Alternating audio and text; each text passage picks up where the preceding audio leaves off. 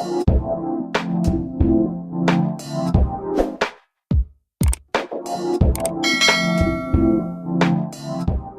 everyone, this is D Movieman, fellow cinephile, popcorn addict, and emerging film critic, coming to you with reliable recaps, reviews, and reactions.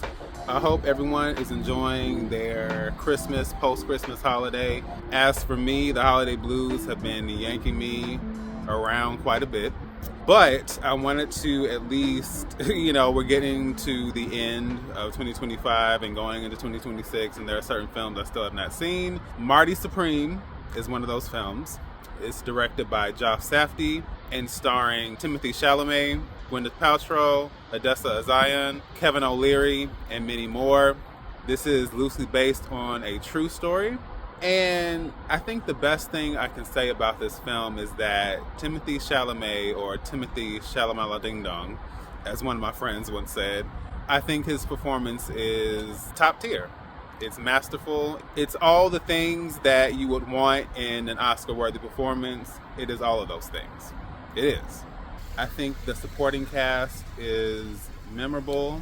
I think the period piece dynamics of it are really well crafted. You guys know I'm a period piece fan. Outside of that, I am just going to say that this film, like many during this season, this film kind of really screamed Oscar bait for me. And I understand that's the type of films we get around this season, but sometimes I'm in the mood for that and sometimes I'm not. And something about today when I was watching this film, I was just like, I'm not connecting with this. And honestly, I've said this before, but Timothée Chalamet as an actor, I can admit, and I have acknowledged that he is a talented actor, but he as an actor still does not resonate with me. He just doesn't. I don't know why. It's like I can appreciate the performances, but it just doesn't strike a chord deep down. I would say the closest is probably Paul Atreides in Dune Part 2. But yeah, I would say it's the same here. The performance is great, but the story left me cold.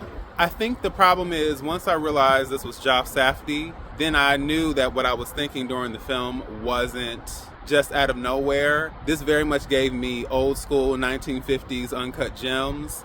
And since Josh Safdie directed that film with his brother Benny, it makes sense.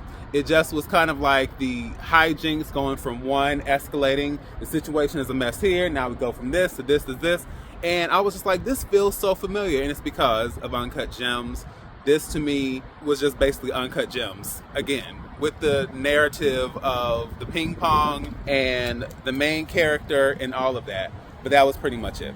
So yeah, I didn't think this was a bad film. I don't think it was underwhelming, but it just was not for me and it didn't connect with me because it had the same overall experience that I had with Uncut Gems. I didn't love Uncut Gems, but I appreciated the way that it was made.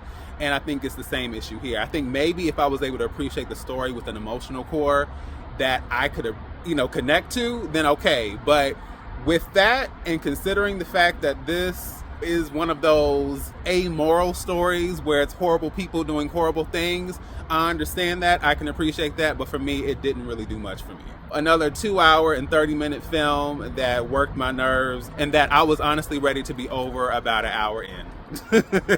Like I said, it could be a multitude of things, but I just think this one was not for me. Shout out to Timothée Chalamet and the cast and the direction, the cinematography, all of that. But overall, it's not for me.